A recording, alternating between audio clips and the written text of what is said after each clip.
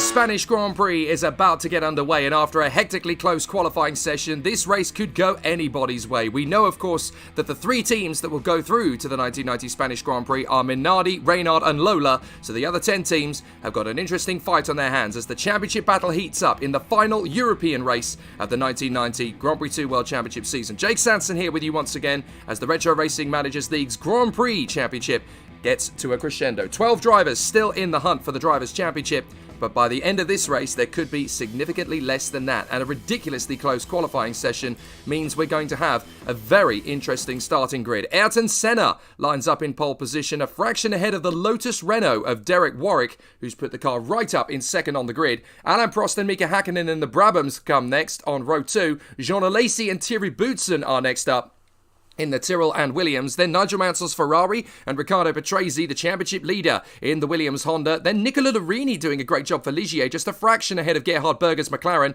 Eddie Cheever a whisker ahead of Mauricio Gugelmin. Andrea De Cesaris in the Lotus is ahead of Nelson Piquet and Alessandro Nannini in the Benettons. And then Stefano Modena Ferrari comes next. Michele Alboreto is just ahead of Hans-Harald Frentzen, who got the same time to the 1,000th, but he set it second. Ivan Capelli and Michael Schumacher line up on the 10th row of the grid. The German out-qualifying Adrian Fernandez in the Arrows. Martin Brundle is 22nd. Then Aguri Suzuki, Pierluigi Martini, Roland Ratzenberger and Bruno Giacomelli head up the rest of the field.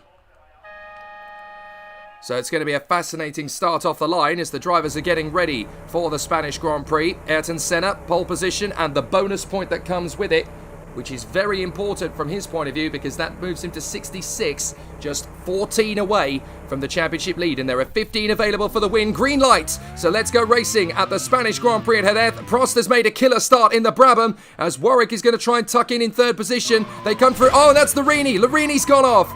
Now it looks as though Larini may have made contact there with somebody. He's spun the car around, and that's gone very badly wrong. So let's see what's happened to Nicola Larini. We're going to watch back a little further down in the pack, and it's Gugelmin. Oh, it's Gugelmin that hits Larini. He loses a wheel, Mauricio Gugelmin, and he comes back on the road, and that's gone back. Oh, and he's been hit by Nannini. So Nannini's Benetton. It looks like he's out of the race as well. So Nicola Larini, I'm afraid to say, out, and so too are Gugelmin and Gugelmin and Nannini. So Larini, Nannini, and Gugelmin all out of the race on the opening lap. That's a disaster for the Benetton team and also for the Leighton House team. This is the problem with qualifying going so wrong. When you're in the middle of that pack, you become vulnerable to attack from the other cars. And unfortunately, on this occasion, Alessandro Nannini is out of the race. Likewise, Gugelmin and Nicola Larini. Now, Prost leads the way. Prost is ahead of Senna, Warwick, Hakkinen, Alesi, Boutsen, Mansell, Patrese, Berger and De Cesaris. So Patrese is there in 8th place behind Nigel Mansell's Ferrari. So this is great news for Senna, who's in 2nd place at the moment, looking at 12 points. Patrese is only looking at 3, so that would cut the gap very sizably indeed in the championship. But Prost, who knows that his only chance of getting into the championship fight here is winning the race, is already blasting out in front in the hope that he can make something stick here. Hakkinen in 4th ahead of Alesi and Boutsen. Mansell and Patrese, Berger ahead of De Cesaris in the other Lotus. So we've got 5 teams in the top 10 places with 2 cars each represented. Here's Senna in the McLaren. Warwick is going to have a look on the inside line in the Lotus Renault, and he's through. Brilliant move there from Derek Warwick. De Cesaris tries the same move, ironically, on the other McLaren of Gerhard Berger, and it doesn't work, but Warwick in the Lotus gets up into 2nd place. Now the Lotus Renault is turning into quite a competitive package of late. As of course Renault are putting all of their resources into the Lotus team as a works outfit after Williams controversially dropped them at the start of the season. Lotus decided to link up. They have a history, of course, with Renault, so they decided to reform, and now the Lotus Renault team could become a very strong factory alliance with Renault. De Cesaris has got past Berger. De Cesaris has got past Berger. Let's have a look at it. Indeed, Berger is now down behind Andrea De Cesaris. Want to see if we can get another manoeuvre. And Hakkinen tried to make the move there on Senna up the road, but you can see De Cesaris diving up the inside. The Lotus really does seem to be going well here at Jerez. But Alain Prost is your race leader in front of Derek Warwick, Ayrton Senna and Mika Hakkinen, with Jean Alesi in P5. So a very good run as Berger now has to try and stare at the rear wing of the Yellow Pages Lotus. They're going to have a complete rebrand for next year, I'm told. Most likely, I'm sure they will be in Renault colours, which may not mean much of a change, but apparently they're getting some big support in from Castrol. Although being part of the Renault factory effort means that I'm sure the French manufacturing giant is going to have a massive say in the direction that Lotus goes in the future. But they certainly needed it. They needed to strengthen the brand. They needed to strengthen the Grand Prix team as Warwick sets the fastest lap of the race. I wonder what his fuel strategy is like. Well, he looks like he's on a reasonable 2-stop strategy. But how is that compared to Prost up front? As Alain Prost comes through up in the head. Now, he's on a 1-stop strategy. So Warwick is obviously giving pressure to the Brabham up front. Here is Derek Warwick. Don't forget that the Brit has yet to win a Grand Prix. But he is very highly rated and very highly tipped to do so. He's got Prost in the slipstream. Surely he's too far back to make a move. Indeed he is. And here comes Patrese making the bid on Nigel Mansell's Ferrari. He has to bail out of the move himself. So Patrese tucks in behind Mansell in the Ferrari as the field continue their way through. Now here's Senna. What's his fuel strategy like? Now interestingly, he is lighter on fuel than both of the men in front. And he's actually on a very fast lap here indeed. So Senna may get the chance to go after these two. Hakkinen on a reasonable strategy too, as is Lacey and Boutsen. Mansell in the Ferrari is on a 1-stop strategy. That's why he's a little bit sluggish in pace. But Patrese is being held up here on a, what looks like it could even be a 3-stop strategy. So Patrese obviously getting held up in a rather awkward phase of the Grand Prix from his point of view. As there is Senna behind the Lotus Renault. A good start from the leaders and nobody really getting clear because Prost made a terrific start, but on a 1-stop strategy, his car is significantly heavier as Senna makes another bid to get back on the inside of Derek Warwick and he gets through. So Senna makes the move and gets back in a 2nd place. A good overtake from the Brazilian and now he's going to set off after his chief rival in Formula 1, Alain Prost. 3 times world champion Alain Prost versus 1988 world champion Ayrton Senna, who is desperately trying to become world champion again in 1990. He would be the championship leader had he not gone off in the lead at Portugal last time out. So this is a critical moment in the Grand Prix season for Senna. He cannot afford another mistake like last time. And of course, he will know very well indeed that Prost is going to be a big nemesis as far as his bid for the title is concerned. Prost will want to stay in the hunt by getting himself a victory here at Jerez. So Senna versus Prost is going to get very interesting in this one. And Ratzenberger's out of the race, I'm told. Yes, indeed, Ratzenberger, I'm afraid, is out. What was the reason? He's got suspension failure by the look of it on the right rear. So problems for Ratzenberger as he slows the car to a crawl. And you can see there the car lists off the circuit as the suspension pops out of position. So Roland Ratzenberger, I'm afraid, is out of the Spanish Grand Prix in the Reynard. And that reduces the field to 22. Here's Piquet behind Gerhard Berger. Now, Nelson Piquet looking very frustrated these days, of course. He is in 11th position, the 3 times world champion. 1981. Oh, Giacomelli's gone out. Giacomelli's out of the race. I want to find out what's happened there to Bruno Giacomelli. So the Lola, oh goodness, a gearbox problem by the look of it. So Giacomelli pulls off the circuit and the Italian, who is out of a full-time drive for 1991. He's going to be a test driver next year, Bruno Giacomelli, but he's out of the race now as well.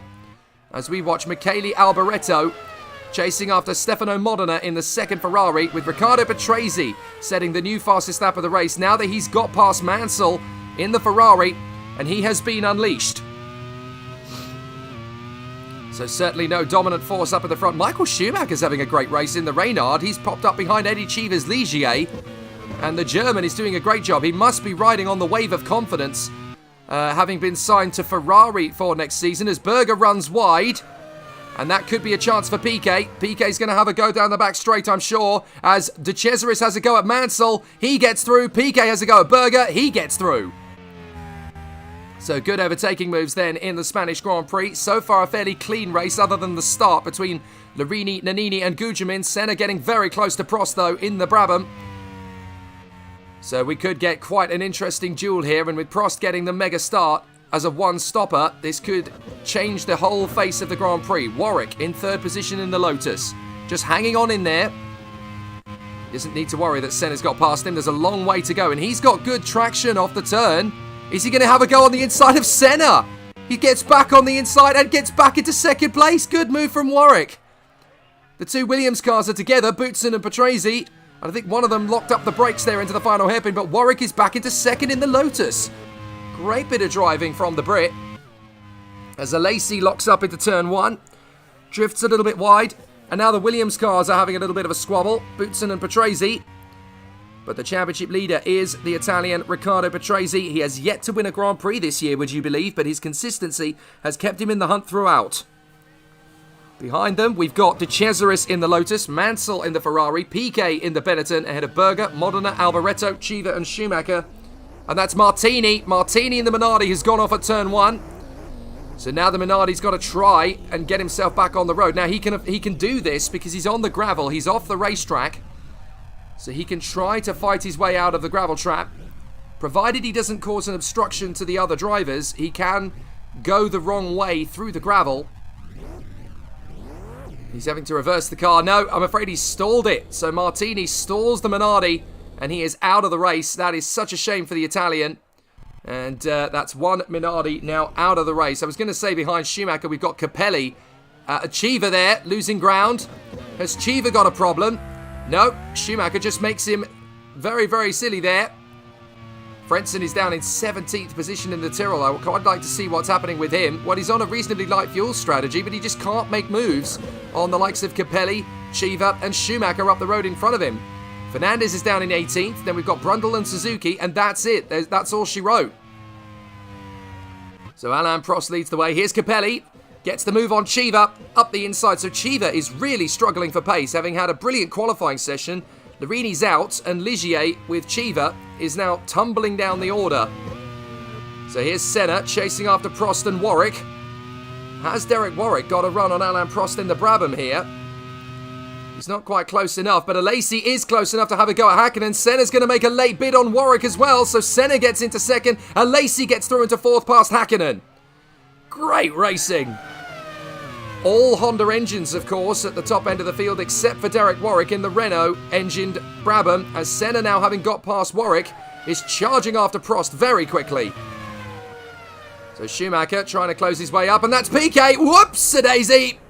And Piquet spins in front of the pack. Fortunately, the Ferraris and Berger's McLaren avoid the Brazilian, but that is embarrassing indeed for Nelson Piquet. He really doesn't seem to have got on well with the Benetton this year. He had a 2-year contract, but the Benetton team decided to break that contract, and they signed Martin Brundle and Mark Blundell for the 1991 season. So Piquet, I'm afraid, is now down in dead last. That is very bad news indeed for the Benetton team, with one car left running in the race. Nannini out on the start. And now Nelson Piquet, their 3 times world champion, dropping down the order. There's Mansell with a very heavy Ferrari because he's on a one-stop strategy. I'd be interested to see what the other cars around him are doing. Berger's doing the same, but Stefano Modena looks like he's on a 2-stop strategy. So Modena, who will join the Lola team next year as teammate to Mauricio Gugelmin of Brazil, they're going to have an interesting 1991 season with MasterCard stepping in and being part of the team, as Berger is going to be completely and totally caught out napping here by Modena's Ferrari. Modena gets through, so the Ferraris are now both in the points, but it's a tough race ahead of them, that's for sure. And that's Chiva, he's gone off. So I wonder if Chiva was having problems anyway with the handling of that Ligier, and that's what's caused him to go off the road. So I'm afraid the Ligier of Eddie Chiva has binned it in the middle sector, bouncing through the gravel now, trying to get back on the circuit, which he has done, but I think he's broken the front wing of the car. Indeed he has, so Eddie Chiva will now be coming into the pits for a new front wing, as Senna tries desperately to close up on the Brabham of Alain Prost. The problem is that Brabham is pretty quick in a straight line, which is why their cars were 3rd and 4th on the starting grid. Senna always seems to pull it out of the bag in qualifying and grabbed a pole position regardless, but the fast-starting Alain Prost now holds the lead and is holding up the entirety of the pack here on his one-stop strategy. Now, this is a fascinating dynamic for us because it really does give us a complete mystery as to who's got the ultimate pace. Senna closes up on Prost, but again, the Brabham just hits the throttle. Senna's got the slipstream. Is it enough? He's not close enough. As Patrese makes the bid up the inside of Häkkinen. Oh, goodness, nearly gets Alesi as well. So the Williams gets into P5 there, so that's Patrese in behind Alesi. And that's Berger as the Ferraris go side by side. I'm fairly sure that's Modena getting past Mansell. And that's tactical, because obviously Modena's on a 2-stop strategy, Mansell's on a 1-stop strategy, so that makes perfect sense for the Ferraris to switch places, which they have done. Good thinking from team boss Chris Cavani. So Senna right in behind Prost. And look at this queue that's building. The Brabham just doesn't seem to have a lot of mechanical grip in the bends, and it's tightening everything up as Mansell drifts off the circuit. Oh dear, yet again Mansell has a problem. And it's not the first time that's happened to him. The British driver just locks up in the chicane. I think they're all quite ready to be rid of this rather troublesome Ferrari. It's been a difficult car in 1990. The hopes are high for the 1991 season. Mansell will return to lead the team. They've got a rejuvenated factory effort, and they'll have the new charge Michael Schumacher in the car, who has proved to be one of the sensations of the 1990 season. He's in 13th at the moment, tucked up behind Ivan Capelli. So Michael Schumacher definitely with a part to play in the 1991 Ferrari season. But Mansell has dropped off the radar, I'm afraid. That is very unfortunate news. And there's Häkkinen making the bid on Patrese. So Häkkinen gets by. You can see him in the background finishing off the move as Häkkinen gets into 5th place. So the Ferrari hopes are now with Stefano Modena, as Mansell has got going again, I can tell you. But he hasn't damaged the car. So on a 1-stop strategy, I think Mansell's going to take some time to get back into this race, but provided he doesn't drop the car, he should be okay to get it back into the points later on in the race. We're on board with Senna, a 1/10 of a second behind Prost, who's got Warwick and Alesi queuing up behind him. Look at this train. Prost is absolutely adamant he's going to keep the lead of this Grand Prix, as Alboreto runs in behind Gerhard Berger. But what a dramatic race this is turning out to be up at the front, because Prost is just absolutely relentlessly holding up the field with his great start, and he is keeping the field quite tight-knit behind him. So it's Prost, Senna, Warwick, Alesi, Häkkinen, Patrese, Boutsen. 2.3 seconds between them all as they came across the line. And there's 6 very frustrated racing drivers sat behind the Brabham of Alain Prost. So Prost leads with Senna. Derek Warwick in the Lotus is right there in 3rd position. Warwick has got good straight line speed here in the Lotus Renault. So maybe there's a chance of something as Senna tries to get close again to Prost. But the thing is, he knows Alain Prost of old. He knows that this is Prost's only chance to keep himself in the title fight.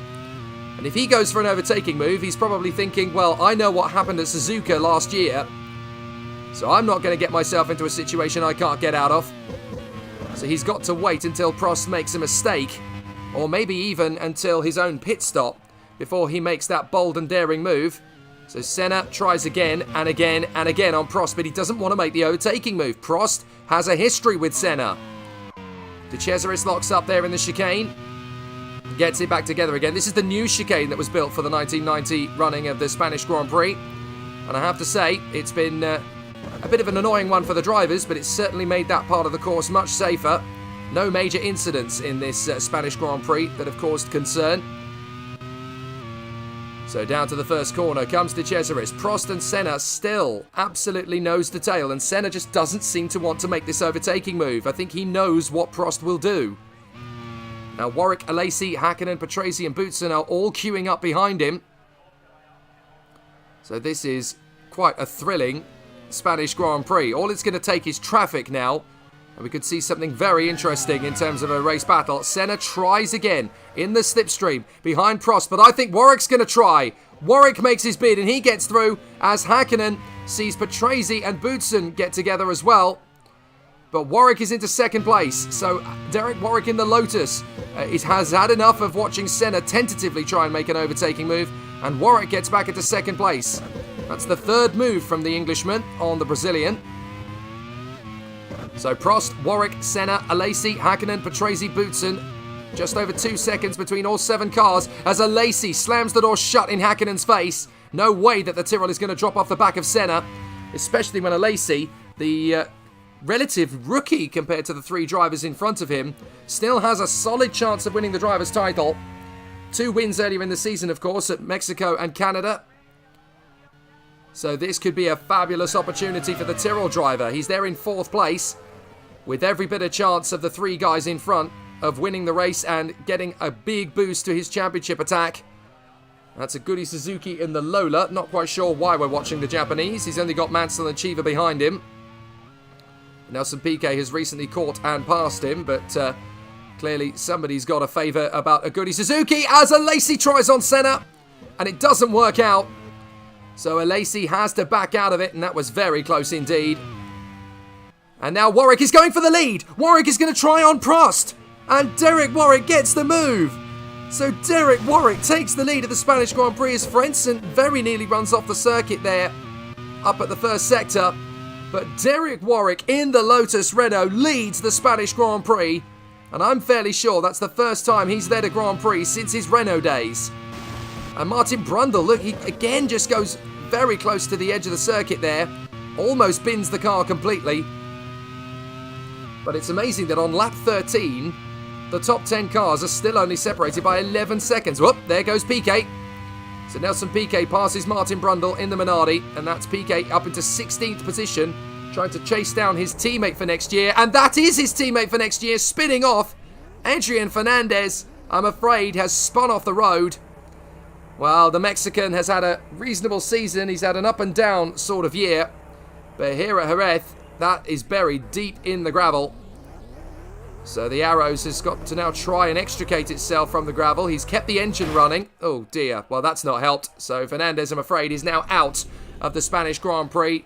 The car will have been badly bent there. I think he was trying to spin turn the car through the sand trap, but it didn't work out. Alesi's got past Senna now. So Alesi is through into 3rd place. And this is great news for the Frenchman. What if he could take on Alain Prost and go for the move? Meanwhile, Patrese is going to have a look at Hakkinen, thinks better of it. So, a fascinating situation, but Alesi, having got past Ayrton Senna, is now chasing after Prost. And look at the gap that Warwick is pulling on Alain Prost. He's already got a 1.5 seconds clear now. That shows you how much time Prost is costing the field, because Warwick is the first one to break clear. And now the Lotus is disappearing out in front. This is great news. The 6 cars behind him all have Honda engines, but it's the Renault engine in the back of the Lotus of Derek Warwick. Warwick has decided enough of this. I'm going for it, and he has disappeared out in front already. Now, Senna wasn't able to get the move on Prost. Very uncharacteristic of Ayrton Senna not to make an effort on Prost, but I think he was just too nervous about what Prost might do to him. So now Alesi's got a chance in the Tyrrell, and he is going to give it a go. It's Jean Alesi. He is a feisty contender, but I think he's going to have to wait until further round the circuit to go for it. Probably the back straight where he'll get his best chance. But Jean Alesi and Alain Prost, they do get on quite well, actually. Always helps with 2 countrymen in the world of Formula 1. But Jean Alesi in the Tyrrell with Red Bull Honda backing. Now the straight. And is this going to be Alesi's chance on Alain Prost? He's certainly sizing up a manoeuvre. Further back, Boutsen's going. Hakkinen's going on Senna. And Alesi gets into 2nd past Prost. So Jean Alesi into 2nd place. And Hakkinen is still side by side with Ayrton Senna. And he gets through. So Hakkinen passes Ayrton Senna for 4th position. And Alesi is through into 2nd in the Tyrrell. Watch him disappear away from Alain Prost. He's already dropping him. But Warwick is 2.5 seconds up the road already. So Alain Prost has done his best. But after 13 laps of running in the lead, Warwick has got through, and now Alesi's got through as well. As a Goody Suzuki in the Lola. Whoops-a-daisy. Oh, dear, oh, dear. Well, Suzuki pushes far too hard there. And I'm afraid that car is very nearly a Formula Ford now. As he loses the rear wing, that's going to be a very sluggish lap back to the pits. As Patrese comes in. Now, is Patrese into the pits because of a problem with the car? No, that's just the first of the 3 stoppers. So Patrese comes in, and it does look like... Oh no, he's going very long on the middle section. I think he's been frustrated by being held up in traffic. So Patrese's had enough of being in the traffic here. He's decided, you know what, let's shake things up a bit and go for a heavy medium stint, stay out of traffic, and now he's going to try and work his way forward. So Derek Warwick in the Lotus Renault leads the Spanish Grand Prix. Second is Jean Alesi in the Tyrrell. Third is Alain Prost in the Brabham. Then it's Hakkinen, his teammate, Ayrton Senna in the McLaren, Boutsen in the Williams, and Patrese has just pitted for a very long medium stint. Obviously getting held up in the traffic, not very helpful for the Italian, as Michael Schumacher makes his bid on Berger. Michael Schumacher in the Reynard is having a sensational Grand Prix. I think the German is more than ready to step into a Ferrari next year. Well, this is going to be pretty special, isn't it? The German in the Reynard, which is a pre-qualifying team, don't forget, is surging his way through. He's ahead of Frentzen, he's ahead of Berger, and he's ahead of the Benetton of Piquet. He obviously got ahead of Patrese in the pit stops, but Schumacher is just a second away from the points here, and Ivan Capelli. What a drive from the German. We've all been talking about Heinz-Harald Frentzen, but you know what? It looks like we got two stunning new Germans in the world of Grand Prix racing, Frentzen and Schumacher. So Heinz-Harald Frentzen is really struggling to get up to pace in the Tyrrell here. Alesi is the one who's reaping all the benefits, and I can tell you that Alesi, who we now look at, is actually closing in on Derek Warwick. The gap was 2.5, it's now down to 2.1. So Alesi, now that he's broken clear, has got an opportunity to close up on Derek Warwick in the Lotus, and he's going for it. Meanwhile, Prost and Hakkinen are disappearing out in front. Nelson Piquet decides to make a pit stop. And here's Hakkinen on Prost. Well, that's got to be tactical within the team, because they know that Prost is obviously a little bit slow on a one-stop strategy, so they're giving Hakkinen the best chance he can have of closing up on the two cars in front. As Jean Alesi in second place is released and now starts to close up on Derek Warwick's Lotus. This is turning into a very interesting Grand Prix. So Jean Alesi pulling clear. Here's Thierry Boutsen in the Williams, and he has not yet been able to get the move on Ayrton Senna, who of course will join the Williams team in 1991. He's decided that McLaren is not where his future lies, and so he was replaced by the Italian Alessandro Nannini, who will join the McLaren team next year. And Ayrton Senna, of course, will join Williams with its new partnership with Porsche. He seems very excited by it. And of course, we all know that any great racing driver with a chance to sign with Porsche, it's a big opportunity, and Williams decided they wanted to go down the route of a Porsche partnership after their return to Honda has not quite yielded the results they wanted, although Patrese does, of course, lead the Drivers' Championship. But they've had 2 wins over the course of the season and a lot of technical problems. So they decided, you know what, let's try something new. They're going to wipe the slate clean. They've managed to convince Ayrton Senna to have a new challenge as Senna makes the bid on the inside of Prost, and finally he gets through. So Senna does get past Alain Prost. It took him long enough, unfortunately, for the Brazilian. So now he's down in 4th behind Hakkinen. And here comes Capelli making his bid on Alboreto for 9th place. So he gets through. And Ivan Capelli into P9. The next man behind them is Michael Schumacher in the Reynard ahead of Gerhard Berger's McLaren.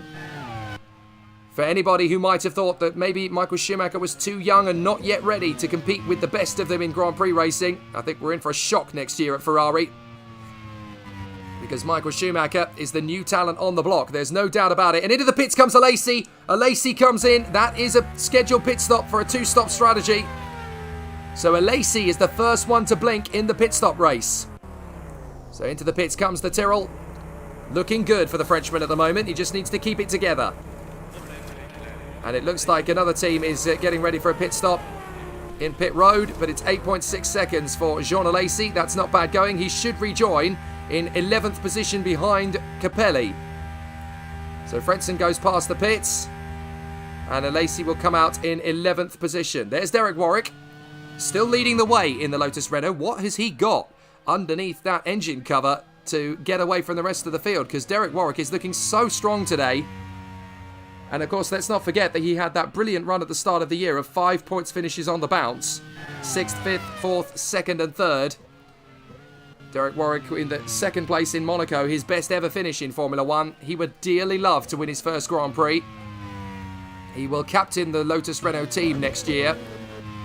But he really wants to be in a position to win Grand Prix in the future.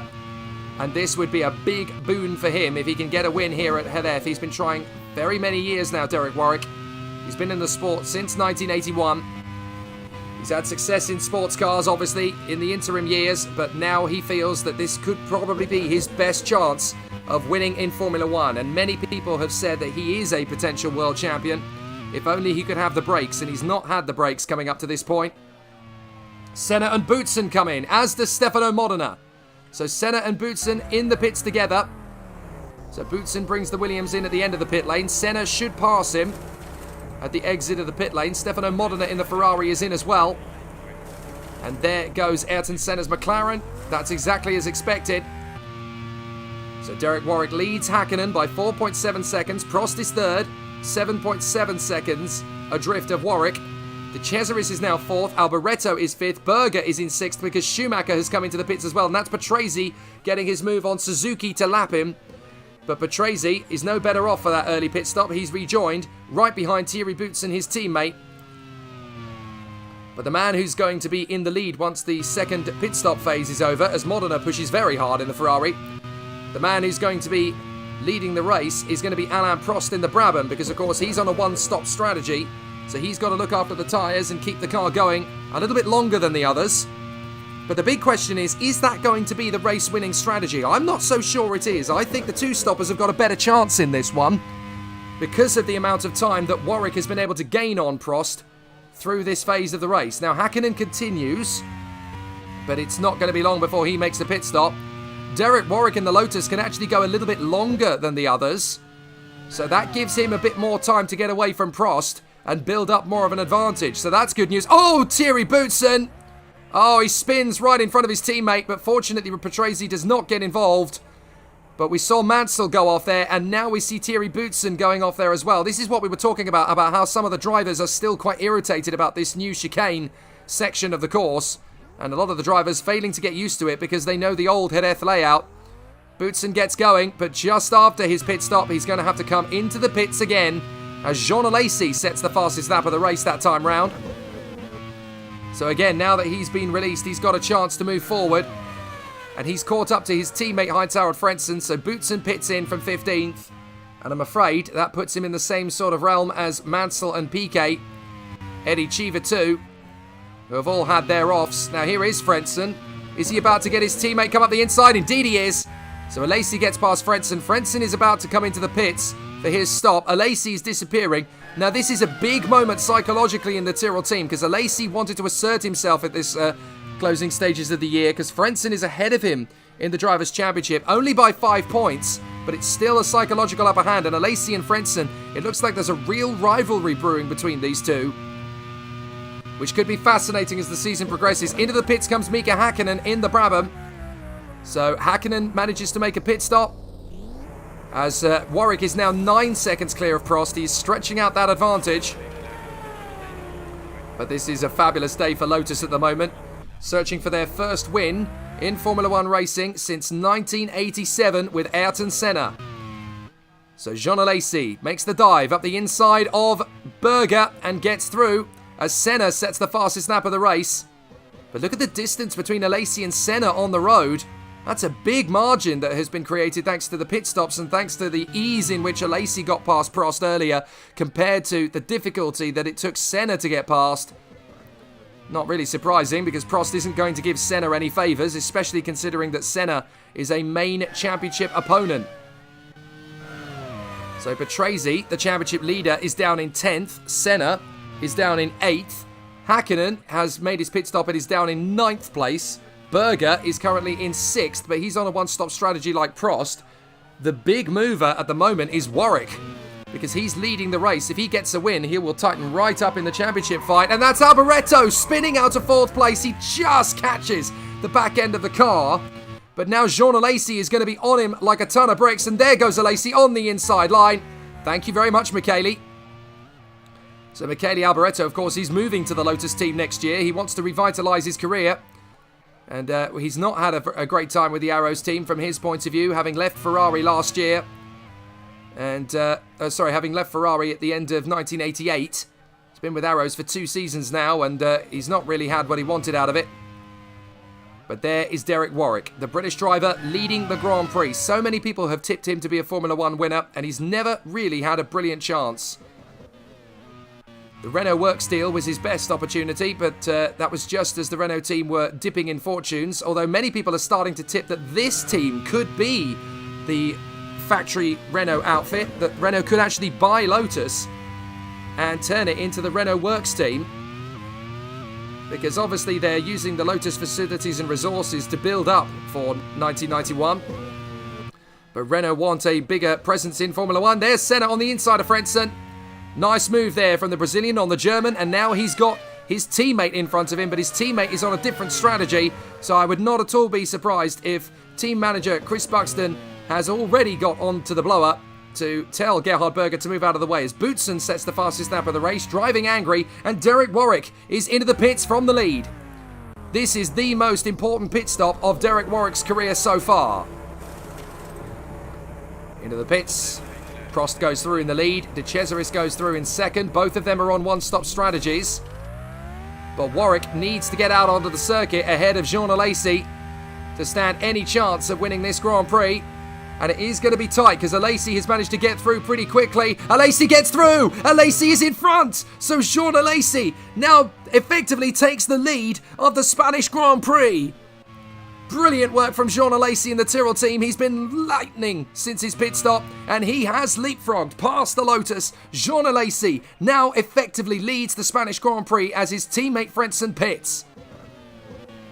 So Prost and De Cesaris up the road are obviously on different strategies. Well, De Cesaris is actually about to come in, I'm told. But Prost has still got a dozen laps or so out on the road. But that is where the battle for victory is being played between Alesi and Warwick. And since his pit stop, Jean Alesi has been absolutely lightning, and he has got himself out in front of Derek Warwick. So Jean Alesi takes the lead of the Spanish Grand Prix at Jerez. A big moment in this race, and it's very good news indeed for the Tyrrell team. Here's Hakkinen on Berger. Hakkinen gets by, and that leaves Berger in the clutches of his teammate Senna, who will surely make absolutely no qualms about getting past Berger, although Berger's not actually making it very easy for his teammate. I suppose from Berger's point of view, he doesn't have to help his teammate. He's in the fight for the championship too. There's not much between them. Berger has 67 points. Senna has 66. Both men have a chance of becoming the world champion, so why should Berger move across? There's Alboreto into the pits from what was P5. So De Cesaris in the pits and Alboreto in the pits. That's going to move Capelli and Schumacher, I'm fairly sure, into the points. Or Schumacher's going to be one place out of the points, I should say. But there's De Cesaris getting out onto the road. Oh, and there goes Modena. Modena in the Ferrari has got past De Cesaris on the way out of the pits. So good work from the Italian. Very underrated, I think, Stefano Modena. Don't forget, he's only in his third season of Grand Prix racing after becoming Formula 3000 champion in 1987. Is that Alesi in trouble? Well, Alesi's lost the position to Warwick. So what's happened? Oh, Warwick's just caught him up. Warwick's caught him and made the move.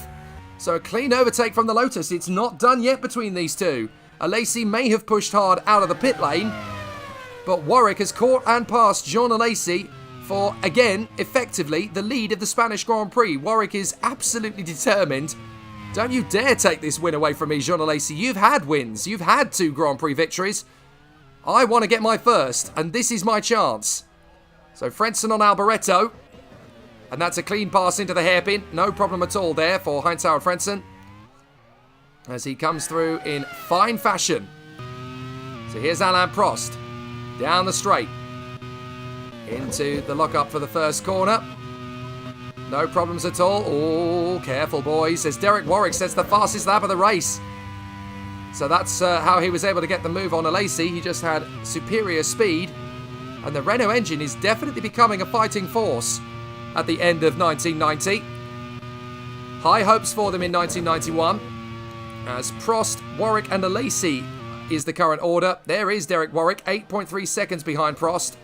But now that he's got clear road in front of him, surely Derek Warwick is going to have a chance to close up on Prost. He's taken a second out of him in that one sector alone. Now, either Alain Prost has got a big problem, or the tyres have just completely dropped. And so Warwick is now absolutely storming after Alain Prost, as Piquet makes his bid on Brundle. Now, the gap was 7.4 between Prost and Warwick. What is it now? It's 6.9. He's taken another half second out of him in that sector alone. So Warwick and Alesi are absolutely storming towards Prost. I don't think the one-stop strategy is the best one to make. So a bit of a crisis there for Alain Prost in the Brabham, as Warwick and Alesi are absolutely storming up towards him.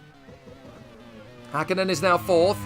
Senna has got past Berger in 5th position. Berger 6th, Patrese 7th, De Cesaris in 8th. Problems there for Cheever. Oh, not again! Oh dear, and Eddie Cheever has broken the car once more.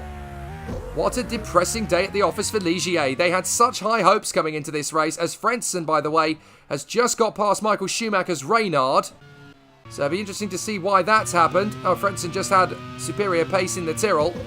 And a lighter fuel load. That's also a good reason why. Schumacher looks like he's on a one-stop strategy in the Reynard. So he's making good use of it. But Jean Alesi, look at the gap between Warwick and Alesi already, as Warwick now closes to within 5 seconds of Alain Prost in the Brabham. So it was a good gamble, a good idea for Brabham and Alain Prost to go on a one-stopper, but it definitely seems to have been the wrong call. So we've got an interesting play now. Here's De Cesaris on the inside of Patrese, and he gets through. So Riccardo Patrese in the Williams looking very unsettled as Schumacher locks up big time in front of Alboreto. Gets the car stopped. But he was very lucky there not to just plough into the gravel, as we've seen Cheever do there twice. And Cheever is in the pits now to repair the damage. So Alain Prost leads, but the gap is down to 4.6. So Prost, I think, is going to lose the lead of this race before his one stop, which is definitely good news for the Lotus team. There is Alain Prost, but the thing is, you've got to look after the tyres, you've got to look after the engine, you've got to look after the brakes, and working them this hard on a one-stop strategy, the tyres in particular are going to lose so much grip, and so Warwick is just storming after the Brabham. So let's look in the background. Where's Warwick? There he is. The gap down to 3.7. Another half second taken out of him in the last sector alone. Prost comes through. It was 3.7. It's now 3.1. Warwick is absolutely dominating Alain Prost here in terms of raw pace. So it's not going to be long before the Lotus Renault closes up on and then passes the Brabham, which of course will be switching from Honda engines to Ilmor next year. As Boutsen has a look on the back of the Minardi. And Thierry Boutsen in the Williams is obviously trying to fight his way back through the field. But I'm afraid this is Thierry Boutsen's chances of winning the World Championship going up in smoke. His off has made it mathematically impossible to get himself back into championship winning contention unless a dramatic turnaround happens in the next 38 laps. Schumacher versus Alboreto. Alboreto won't stand for this, and he gets through on the Arrows. He gets through on the Reynard, sorry, as he passes in the Arrows, which will have a completely new look next season. Thierry Boutsen making his bid on the inside of the Minardi and finally gets through into 16th position. A very bad day at the office for Mansell, for Piquet and for Boutsen. So they're all trying to recover. But Alboreto doing his best in 12th position behind Heitzer and Frentzen in the Tyrrell. So Prost leads the way by 1.9 seconds now because Warwick has caught him right up. The gap down to 1.5 seconds now. So there is Warwick. We're looking back to Jean Alesi in the Tyrrell as they go down the back straight. This is where most of the overtaking moves today have happened. Not all of them, but most of them. And Berger is about to lose out to De Cesaris if he's not careful. So De Cesaris and the Lotus team, very strong indeed here. As there goes De Cesaris on the inside of Gerhard Berger, and surely this is going to be the move from the Italian. And it is. De Cesaris into 6th place. And you can see now that Warwick has caught right up to Alain Prost. It isn't going to be long before the Brit makes his moves on the Frenchman. And the 3-time world champion, Eddie Cheever. Dear oh dear, what a day he's having. The American not having a Grand Prix to remember at any stretch at all. He's going to be a test driver next year, along with his younger brother Ross, as they will obviously look to build up Ross's calibre. But I think Eddie Cheever is very well and truly fading in terms of his career.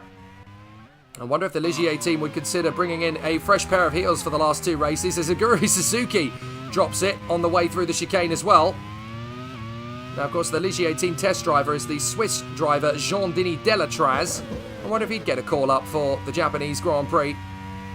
We haven't seen hide nor hair from him over the course of 1990. He's been busy in Formula 3000 and, of course, in sports car racing as well. And here comes Derek Warwick making the bid on Alain Prost for the lead. And there's no point fighting him. He knows how fast Warwick is. So Warwick gets through. Derek Warwick takes the official lead of the Spanish Grand Prix. And he's now 4 seconds clear of Jean Alesi in the Tyrrell. As Senna is about to lose ground to a resurgent Cheever. What's Cheever playing at? Well, a very lightly fueled Eddie Cheever on his one-stop strategy with fresher tyres after his recent pit stop for repairs. Decides to show Ayrton Senna how it's done, and that's not going to make the Brazilian particularly happy. If this race finishes like this title fight is going to be absolutely exceptional when we get to Suzuka. And I think Patrese is still going to be the championship leader, but not by much, as the Italian is looking at 83 points total after this race. Senna is in 5th, and that's worthy of 6 points, and that's going to put him on 72, thanks to the bonus point he got for pole position. Warwick's looking at the victory at the moment. That's going to put him on 66. Alesi, 67 actually for Warwick, because he got the fastest lap recently as well. Alesi's looking at 12 points for second. That's going to put him on 61. So it's all going to tighten up with a couple of races to go. Don't forget Hakkinen, of course, in 4th position. That's going to give him 8 points. That'll put him on 77, which is only going to be 6 behind Patrese and level with Senna. So this is definitely going to be a nail-biting title crescendo as the battle continues in the closing stages of this 1990 season. The last European race of the year before we head to Suzuka in Japan. And I think everybody is really looking forward to that one. The scene of the dramatic showdown last year between Alain Prost and Ayrton Senna that ended in such controversy. But Prost needs a result here, otherwise he's not going to be in the title fight. He's had a miserable season all in all, but he has had some moments. 2nd place at Monza, 4th last time out at Estoril, and when he was at the Ferrari team at Mexico. But he has retired from every single other race this year, although he was classified 9th in Phoenix. So here is Frentzen trying not to trip over Suzuki. He actually goes round the outside to make the move. Aguri Suzuki not exactly being many drivers' friends out there. And the Japanese driver who will join Honda next year. Clearly not exactly winning friends. Moreover, irritating people. As Alesi now tries to charge after his countryman Alain Prost. But now that he's been passed by Warwick, it's almost as if the tyres have started to go off the boil. He's losing time to Warwick.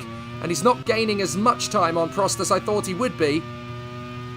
So Alesi and the Tyrrell just doesn't seem to have the raw pace that Warwick in the Lotus does. He was very quick on his outlaps, but I wonder if he just pushed the car too hard trying to get into the lead, managed to do so, but then didn't have the tyre life to sustain it in the second stint.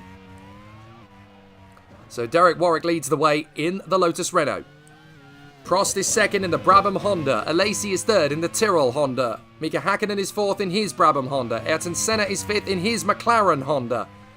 And Andrea De Cesaris in the 2nd Lotus Renault is there in P6. That's Brundle in the Minardi. He's had a solid season. Not a lot of results, but he is going to join the Benetton team with their Porsche engine deal. And they're going to have support from the Apple Computer Company. You might have seen them on the Porsche team in the pre-qualifying session. They're going to carry that deal to Benetton next year. Williams very much with a new idea and a new setup for the 1991 season. Could be very interesting to see what they do. But it will be Williams Porsche next year. It will remain as Lotus Renault next year, although I'm told from an insider that the car will look incredibly different in 1991. I wonder if that means that Renault is going to have more of an influence on the way that the car looks next year.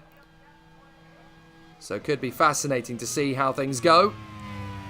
But Renault, who have been a works team in the past, they obviously withdrew from Formula 1 in 1985. I wonder if they're going to have more of a presence in the sport with Lotus being their factory backing. So Warwick is there, and this is exactly what Renault wanted to see at the end of the season to give them confidence that Lotus was the right choice. So Derek Warwick and Andrea De Cesaris. Now they would have been feeling a little bit meagre in terms of their driver choices for last year. It's no secret that team boss Ryan Ferris was after the services of Ayrton Senna last year to try and convince the Brazilian to return to Lotus. But at the time, he just didn't feel that Lotus was the right call.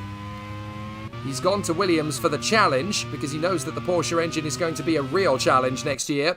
And here's Thierry Boutsen getting the move on Nigel Mansell, who is still keeping that Ferrari on the road. It's a real shame that he's not able to run in the points, although if he keeps it going on the fresh tyres in his second stint, he may get a chance to get back into it. He's still a few seconds away from the likes of Frentzen, Alboreto and Schumacher, and there goes Suzuki. I think he had a problem. Yes, he's got a puncture. So Suzuki out of the race then in the Lola. Both Lolas out, with Giacomelli out earlier on. And Aguri Suzuki now out of the race. So not great news then at all for the team. And they failed to finish the Spanish Grand Prix at Jerez. Just 18 cars running. And the last of those is Eddie Cheever in the Ligier. We've lost Suzuki, Fernandez, Martini, Giacomelli, Ratzenberger.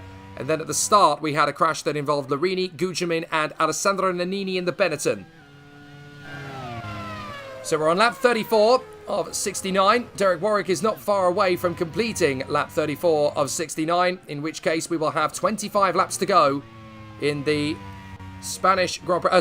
35 laps to go in the Spanish Grand Prix. So we are approaching the half-distance mark on what has already been a very tough race indeed. There's Mansell in the Ferrari. Oh dear, Nigel, careful. Just ran a little bit too deep there on the reapproach to the right-hander onto the back straight.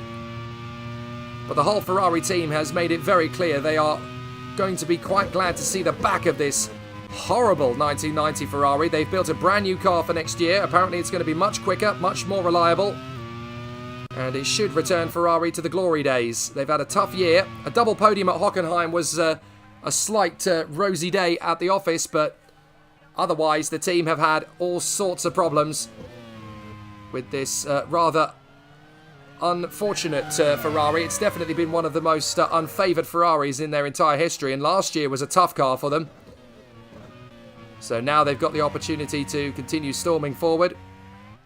As Jean Alesi closes up on Alain Prost for second place. So here is Prost in the Brabham, and surely it's not going to be long before Alesi makes his move. And Alesi is going to try here, up the inside. No hesitation from Jean Alesi, who is clearly trying to take over the mantle of Alain Prost and become the next French world champion. So a great move there from Alesi as Prost follows through in third position. It won't be long before his pit stop, but he has not been able to make a one-stop strategy work. As into the pits comes Alesi. So Alesi, is he on a three-stopper, or is this going to be a very heavy fuel load to the end for the Tyrrell? We're going to have to look at this because it's about half distance in this race. No, Alesi's going to the end. Oh, very interesting strategy for Jean Alesi. As the Cesaris comes into the pits as well. And I'm fairly sure that is a one-stop strategy for the Italian. Oh, no, it's not, is it? Because he's had a second stop. He's going to the end as well. So drivers obviously feeling at this point that it's actually better for them to go long on the second stop. Berger's in the pits as well, as you saw. So Alain Prost in the Brabham is there in pit road next time round in the Brabham. And that's a one-stop strategy for him. So Jean Alesi is going long on this third stint. Very interesting call. Here's Hakkinen, who's going a bit further into the race. So is Senna, and so is Patrese. So that gives you an indication that the Tyrrell team are trying something very different. Thierry Boutsen is into the pits in the Williams, behind Mansell. So Boutsen obviously for a scheduled pit stop. And here's Capelli getting his move on Modena. The two Italians race side by side. Modena tries to keep his foot in, but the Ferrari is fragile. They want to bag as many points as possible. As into the pits comes Alain Prost. So Prost in the Brabham comes in from second place. Now this is going to drop him around the Capelli-Modena end of the grid. And I think he's actually going to get out behind Hightower Frentzen because he's going to have a long stop here. As Cheever pits in, and we've got the Minardi of Martin Brundle in the pits as well. But this pit stop is going to be a long one for Prost, about 11 seconds I would think. They've got it done in 11.1, not a bad stop at all. Leightonhouse are getting ready there in the pits for their pit stop. But I think Prost is going to get out behind Patrese, Alesi, Modena. Well, let's see. There goes Patrese, and there's Alesi. He's had to brake very sharply there to avoid Prost. So I think Alesi's been held up there by Patrese, and that has dropped him behind the Brabham once more. It's a very difficult moment for Jean Alesi, and I think that has cost him any chance of winning the Spanish Grand Prix, because the time he will have lost to this man, Derek Warwick, will have been crucial. And as you can see, Warwick is coming into the pits with low fuel as Mansell in the Ferrari comes into the pits for his one and only pit stop. But after his spin earlier on, he's obviously down at the back of the field, and in comes Derek Warwick. So Warwick comes in, and the Lotus Renault driver will obviously concede the lead to Mika Hakkinen, unless the Finn is coming into the pits this lap as well, but I don't think he is. So Hakkinen and Senna will take over the leadership of the race. And it's a slightly lighter fuel strategy to the end of the race now, of course, for Warwick, because he's gone those couple of laps further in to the race itself.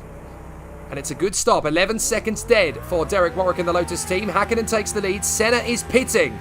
So Senna pits. Now that's interesting. He had an electrical problem. That's why. So you could see there on the dial that Senna actually had an electrical problem. So they decided to convert it into his pit stop, fill him up with fuel, and that was a quick stop, actually. 9.7. Of course, they already had some fuel in the car, so they didn't need to add too much of it. That could actually come back in Senna's favour there. But an electrical problem with the McLaren. They switched it off, switched it on again, did what they needed to do with the rest of the car. And now, Senna has actually made a change in strategy because of that electrical problem, but it could work out in his favour as Alesi has got past Prost and Senna has locked up big time coming out of the pits on new tyres. Well, that has killed any chance he might have had of winning the Spanish Grand Prix, because those tyres will be shot on lap 1 after a lock-up of that magnitude. So that's a big problem as Alesi has got past Patrese. So Alesi has passed Riccardo Patrese in the Williams. Let's have a look at it. There it is. Patrese is falling into the clutches now of Alain Prost. I think Patrese's got a problem here in the Williams, because there goes Prost on a heavier fuel load. Past Patrese in the Williams. I think Patrese's got a problem developing here. There's nothing coming up on the dash, but I think something's not right with Patrese's Williams. He's lost ground very quickly there to Alesi and Prost.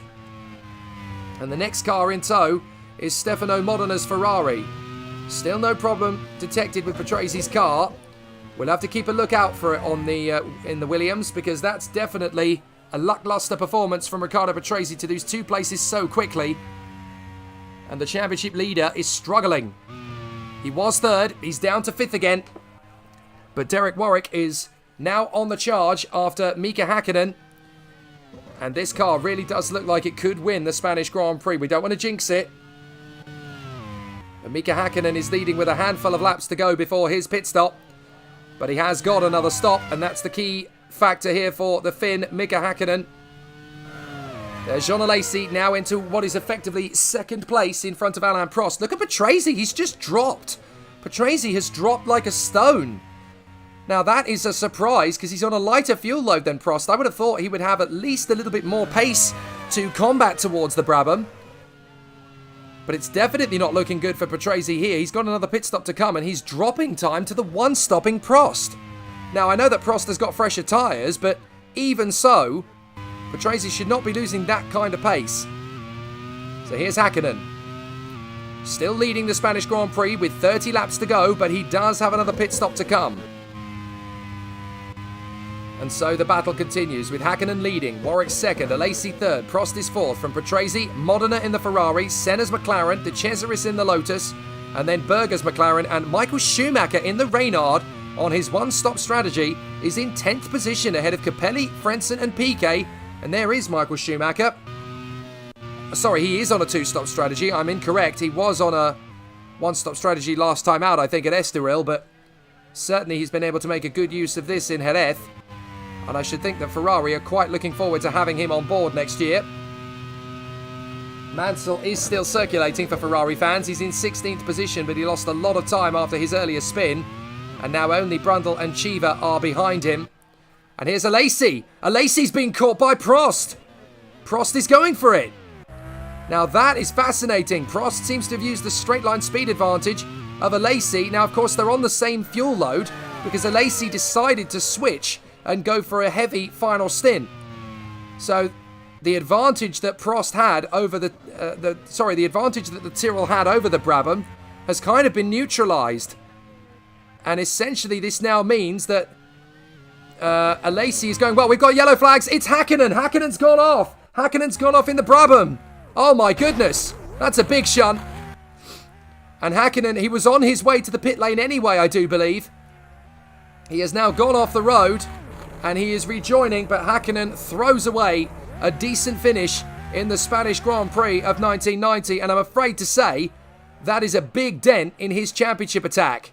Now, he was close enough to the pits that he's not going to lose a ridiculous amount of time, but a big mistake from Mika Hakkinen. So into the pits comes the Finn, and I'm afraid that is a big moment in the championship fight. The man second place in the points is going to lose a massive quantity of time here. He'll drop behind Senna, behind the Cesaris, behind Berger, possibly even behind Schumacher as well, who still has to make a pit stop. But this is very bad news indeed for Mika Hakkinen and the Brabham team. They really didn't need this, as Berger goes past the pits and Hakkinen rejoins in 9th position. This is a severe hammer blow to Hakkinen's title aspirations. A big off, and he didn't need it. So now we've got Warwick in front of Prost, Alesi and Patrese. Now this is great news for Alain Prost, because he doesn't need to pit again. He's clearly quicker than Jean Alesi in the Tyrrell, so Prost is looking good at second place minimum at the moment. Stefano Modena in the Ferrari is doing a grand job here actually in 5th position. I'm fairly sure he's got another pit stop to come, but he really has done the best he can with that particular Ferrari. We know how difficult a car this is. It's been difficult since day one, but the Ferrari team have done their best to get it through the season, and they've decided to stick with team boss Chris Cavani. They realise it's the car, it's not his management that's caused the issues, because when he's made the decisions, he has been able to drag the best out of that Ferrari. But we all hope, I think, as passionate fans of the sport, and certainly the Tifosi back home in Italy are hoping that the Ferrari of 1991 is going to be a much stronger car, and certainly a title-winning contender again. And with the likes of Mansell, great experience, and Michael Schumacher in youthful exuberance, I think you're going to have a good combination there. So Warwick leads the Spanish Grand Prix. Can he hold on? He's had so many opportunities dashed in the past. So many opportunities this season dashed. 4 retirements in a row from from Mexico, France, Britain and Germany. All of which could have resulted in a strong victory. Don't forget the Italian Grand Prix as well, when he was running very well indeed. So plenty of opportunities for Warwick over the years, and even this season. But the Lotus Renault has been threatening to take victory this year. And I think it's always been clear the man who's going to get the job done, if they're going to get the job done, and that's Derek Warwick, who leads the Spanish Grand Prix at Jerez. There is Jean Alesi running in 3rd place, dropping a couple of seconds back now from Alain Prost, but still crucially on the podium, when Patrese is not, Hakkinen is not, Berger is not, Senna is not, Frentzen is not, and Piquet is not. So big points to come from Jean Alesi. And I can tell you that a very frustrated Brazilian Mauricio Gugelmin has obviously been speaking to our reporters down in the pits. He knows that his championship attack is now well and truly dead and buried. He's not going to be world champion in 1990. And that was his best chance. So a very unfortunate moment from Gugelmin. Nannini knows, of course, now that his championship attack is pretty much over. And with Thierry Boutsen down the order as well. Oh, Gerhard Berger's lost the place. Berger's spun off, that's why. So let's have a look again at what happened to Gerhard Berger in the McLaren. As he came across the line, he had Mika Hakkinen behind him into the first corner. Oh, Gerhard! Just made a very simple error there, Gerhard Berger. Spun the car, lost the back end, and now is going to have to wait until the field goes by. There goes Schumacher, there goes Capelli, and there goes Frentzen in the Tyrrell. So Berger rejoins. A lot of big names have had those moments then in this race, because we've had Berger going off, Piquet's gone off, Boutsen's gone off, and Mansell has gone off. So some big names dropping it. And then, of course, we had Hakkinen going off, didn't we? But he managed to keep going with a lot less time lost than some of the others. Here's your leader, Derek Warwick in the Lotus. Can they get their first win since 1987? It would be a massive resurgence for the Lotus team, who have had a tough year. They have had some flashes of brilliance with a combination of Andrea De Cesaris and Martin Donnelly alongside his teammate Derek Warwick. The team have managed to score some decent points. In fact, I'm fairly sure they have finished in every single position of the points this year, except for one, and that is the victory. So now is their chance to put that statistic to bed. They've had podiums. De Cesaris was third on his first appearance of the season at the French Grand Prix. And Derek Warwick has finished second at Monaco, third in Canada. But they really dearly want to get a victory. Here is De Cesaris in the pits, I'm told. De Cesaris coming into the pits for his final pit stop. And Alain Prost in the Brabham is currently staring at the gearbox of Martin Brundle's car. Martin Brundle, of course, will be at the Benetton team next season alongside the young British driver Mark Blundell, who's in the Osella team this year as part of pre-qualifying. Prost again drives around the outside of the Minardi of Martin Brundle. And there's Nigel Mansell in the Ferrari trying to make up for lost time. But this Ferrari is such a difficult car. He's not really been able to get much out of it in 1990. There's Alain Prost. Second position ahead of Jean Alesi. And then Riccardo Patrese in fourth position ahead of Stefano Modena and Ayrton Senna. So Hakkinen, Schumacher, Capelli, Fredson, Berger, Piquet and Alboreto. As into the pit lane comes Stefano Modena in the Ferrari. And that is scheduled. It's his final pit stop. And he is, of course, racing the likes of Hakkinen, Schumacher, Capelli and Fredson for the final points of the race. So the Ferrari team, again, doing the best they can with the difficult machinery they've got this year. Good stop from the Ferrari team too, 9.6. Schumacher goes past the pits. About now-ish, I think, although he may well be coming into the pits on this lap, actually. No, he goes past the pits this time. So Schumacher in the Reynard gets up into 7th. Capelli gets through into 8th. And Modena rejoins in 9th place in front of Frentzen, who will go the distance. What about Capelli? I'm fairly sure Capelli is going to try and go the distance. Indeed he does. Schumacher's coming in. So Schumacher is coming in, the last of the pit stoppers. But he climbed as high as 7th in the Reynard. That is very impressive indeed from the German. I wonder what he'll manage at Ferrari next year. Warwick, Prost, Alesi, Patrese, Senna is the top 5. So Patrese has definitely done the best of a bad job here. 4th position is what he's looking at. And that's going to be enough to score 8 points. That will put him on 88 points with 2 races to go. And 1 step closer to becoming world champion. And if he does that, he will take the number 1 to Ligier next year with team boss Will Knight, who replaces Dave Goddard at the Ligier team. He is moving to the McLaren squad for 1991. But this man, Derek Warwick, has stood firm with his team principal, Ryan Ferris, at the Lotus team. And he leads comfortably.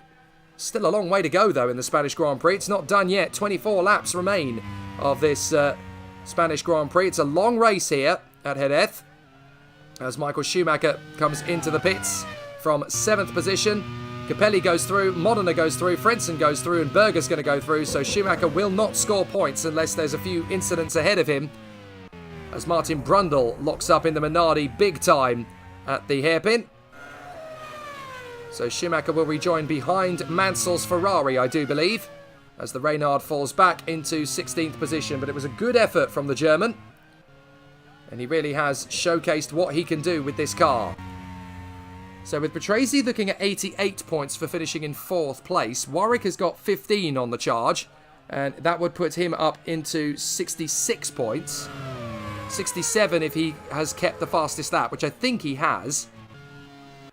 Ayrton Senna in the McLaren is looking at 5th place. That's going to be enough for 6 points. That will put him on 72. So within 16 of Patrese. Hakkinen is looking at 6th place now, which is good enough for 5 points. That will put him on 74. So just a couple ahead of Gerhard Berger, who is looking at only 1. And Berger will be on 68 at the end of this race. So a lot of the championship contenders really struggling. Prost, with a 2nd place finish, is going to be up on 46, but that is not going to be enough to keep him in the title fight, I'm afraid. Prost needed a win with the title rivals very much having a bad day at the office, and they've all had a reasonable day at the office, so Alain Prost, despite finishing second, if he stays where he is not going to be a championship contender by the time we get to the Japanese Grand Prix. As Alboreto pits in from P12, and Chiva manages to catch and pass Martin Brundle in the Minardi. So here is Alain Prost doing everything he can to catch up to Derek Warwick, in the hope that something might occur with the Lotus Renault, which has happened several times this year, which is why I'm desperately trying not to jinx it. But Berger is trying to close up on Frentzen in the Tyrrell, and it does look as though this time both Tyrrells could get it to the end of the Grand Prix, and I'm trying to remember the last time that happened. In fact, the last time that both Tyrrells managed to finish a Grand Prix would have been when Ricard Rydell was in the car. And I think the last time that happened was the Canadian Grand Prix. So that's a long time since both Tyrrells have brought it home in the points. Both Tyrrells have brought it home to the finish at all. So obviously Jean Alesi with the Red Bull, they're resplendent on the nose, trying to bring the car home as neatly and as tidily as humanly possible, in the hope that the Tyrrell team is on the resurgence on a permanent basis and they can continue to climb the ladder. So an interesting contention for the team continues. Warwick, Prost, Alesi, Patrese, Senna, Hakkinen, Capelli, Modena, Frentzen, Berger and Piquet is the order from De Cesaris, Boutsen, Nigel Mansell and Michael Schumacher. And then in 16th place it is Alboreto ahead of Chiva and Brundle. The others are all out of the race. You can see there Suzuki out of the race, Fernandez, Martini, Giacomelli, Ratzenberger, Larini, Gugelmin and Nannini, who are all out on the first lap. So time continues to tick down with just over 20 laps of racing left. We've just gone past the hour mark as Derek Warwick continues on his march out in front in the Spanish Grand Prix. And he is coming up to lap Michele Alboreto in the Arrows. It's been a fast and furious Grand Prix this, but now the Lotus is definitely in the unenviable position of being out in front and enjoying his time in the lead. So a fascinating Grand Prix this is at the moment for Derek Warwick and the Lotus Renault team. Out of the hairpin, we've seen a few drivers go off there. De Cesaris is going off. Oh no, the Lotus comes off the circuit and has broken the front wing. So a big mistake for Andrea De Cesaris. This is great news for Boutsen, for Mansell, for Schumacher and for Alboreto. So I'm afraid De Cesaris, who had already had a problem or two and had fallen out of the points, is now definitely not going to score points this time. Excuse me. So Andrea De Cesaris, who was going to the end of the race. Unfortunate there for the Italian, and I think that kind of puts the kibosh on his season, really, as Piquet is in the pits now as well, I'm told. Now, was that scheduled? Yes, it was. So, Nelson Piquet out of the race, and Andrea De Cesaris, as we know, coming into the pits after problems with his Lotus that he has self-inflicted upon the Lotus Renault. So, a rather unfortunate state of events for the Italian, Andrea De Cesaris, as Derek Warwick, his teammate, continues to lead Alain Prost by 13 seconds. The best chance in history that Derek Warwick is ever going to get of winning a Grand Prix in Formula One. And the Lotus team can't quite believe how tense this is, I'm sure. Now, Boutsen has climbed to 11th place, Mansell in the Ferrari has climbed to 12th, and Schumacher in the Reynard has climbed to 13th. So there could be a few points on the board for some of these drivers before the end of the race, especially if other drivers start to fall by the wayside. But Patrese pits in the Williams, and that is scheduled. So that shows you the extent of the Williams handling problems this weekend. So Patrese comes in, Hakkinen's going to take 5th, Capelli may take 6th away, but Patrese is now effectively racing his Italian colleagues, Ivan Capelli and Stefano Modena. So there goes Patrese out onto the circuit again. Where are Capelli and Modena? They should be grounding the final turn, so Patrese is going to get out in time to be P6. That's good news for the Williams team. It's not where they wanted to be, but it's certainly better than they could have been. So Jean Alesi in the Tyrrell runs in 3rd position. His teammate Frentzen is now in the points, and he's looking at 2 points. That will put him on 56. So it's very much going to tighten up, but there are several drivers who are going to drop out of the title fight after this Grand Prix. Nelson Piquet is one of them. So is Mauricio Gugelmin, Alessandro Nannini, Thierry Boutsen and Alain Prost. 5 drivers who will fall out of the fight for the Drivers' Championship after this Grand Prix. But this man, with a victory, is very much going to be in that fight. Derek Warwick of the Lotus team, looking very strong, with 34 points available at the final 2 races in Suzuka and Adelaide in Japan and Australia. So 19 laps to go for Derek Warwick and the Lotus team. They are praying. They've had so many opportunities this year dashed. And I noticed that Warwick has just lapped his teammate Andrea De Cesaris, who came out of the pits behind him. But what a season it's been. So many winners in Grand Prix racing this year. Incredibly, the championship leader, Riccardo Patrese, is not one of them. And he's not going to be one of them here at Jerez. Maybe he could get a win in the last 2 races of the year, because that's seemingly going to be the only way he's going to win a Grand Prix this year. But he could be one of the most intriguing world champions as Boutsen locks up there. Only a little bit in front of Nigel Mansell. So Mansell needs to keep the faith here, because Boutsen is struggling. And Nigel Mansell may be able to close up on him in the Ferrari and snatch 11th place, which is the gateway to the points, of course. So Thierry Boutsen and the Williams team really struggling here in Jerez. They really haven't got the car for this. As Alain Prost in the Brabham is closing up on Warwick a little bit now. The gap is down to 12.9 seconds. Now Prost has got time if he keeps pushing. He has got time to catch and pass Derek Warwick. So that's got to be his target. But Warwick is matching him for pace at the moment. So Prost has got to bring his A-game to the table if he wants to win the Spanish Grand Prix at Jerez. And it's definitely going to be his first win of the season if he manages to do so. But here's Derek Warwick in the Lotus. Mansell. Oh, slight gear selection issues there, I think, for the Ferrari. No wonder he's been struggling all season. If you're struggling to select a gear midway through a fairly reasonable corner, then that kind of magnifies some of the problems that this Ferrari has had in 1990. So Nigel Mansell continues on his way through. Warwick is your leader. Prost is second. Alesi is third. Senna is fourth. Hakkinen is fifth. And Riccardo Patrese in sixth position ahead of Ivan Capelli's Leighton House. Stefano Modena in the Ferrari. Ninth is Heinz-Harald Frentzen in the Tyrrell. And 10th is Gerhard Berger in the McLaren. As we watch Michael Schumacher's Reynard locking up in the final corner and getting away with it. So far so good for the German in his fledgling season in Formula 1. And so impressed with Ferrari, they've decided to take him on alongside Nigel Mansell for the next season. In fact, Schumacher is only a few seconds down the road from Nigel Mansell's Ferrari.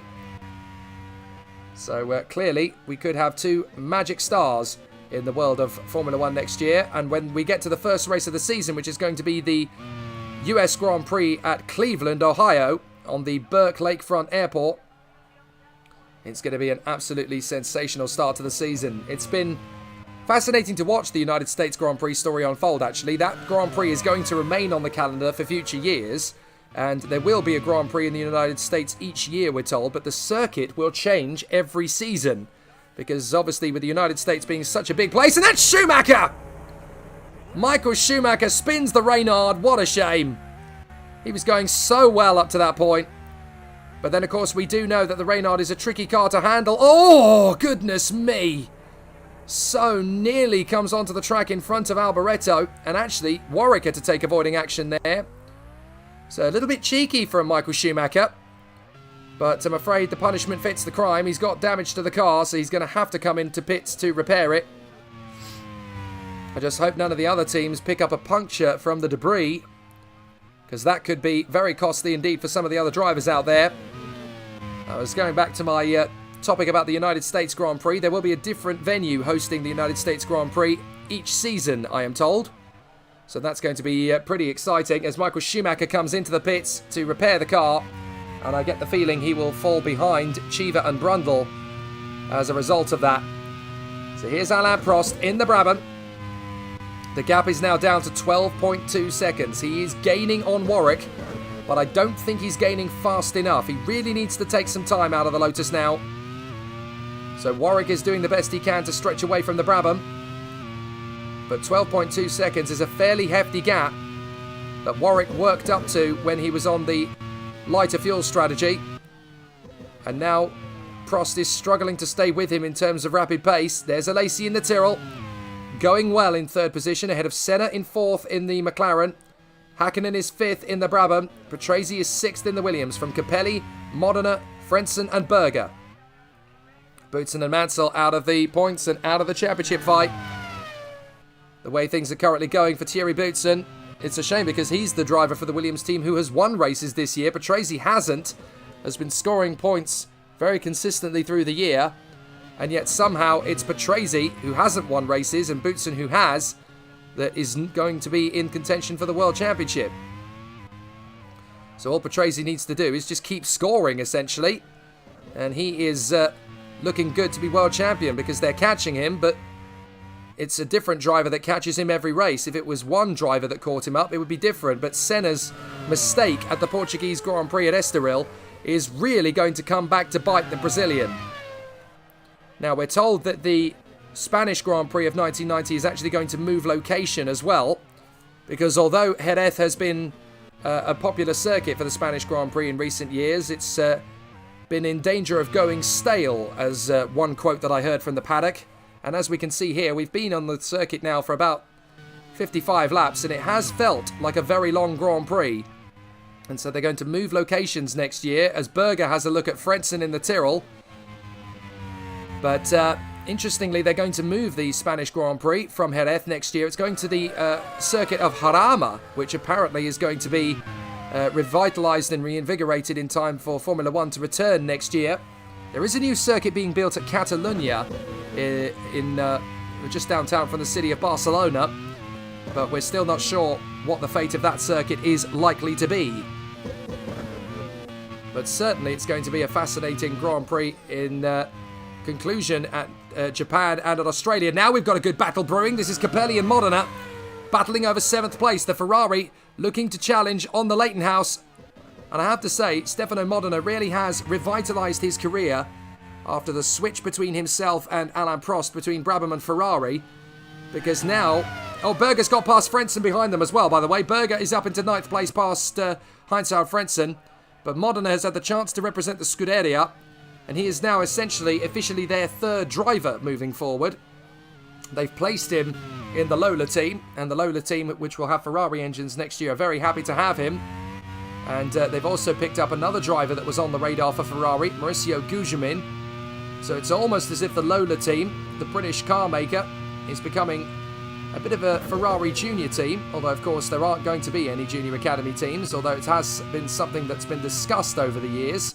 And certainly with engine partners having a factory deal, or a works deal, as it were, and then having customer suppliers, there are sort of suggestions, as Mansell locks up into the final hairpin, there are suggestions that we could have a sort of semblance of an academy team building up for a works team, as it were, building up for a factory effort.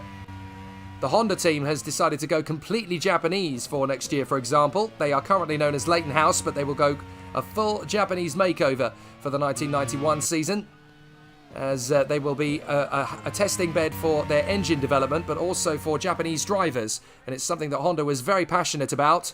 They've said this isn't a goal to win the World Championship, it's to develop the skills and talents of Japanese drivers to move up into the world of Formula 1.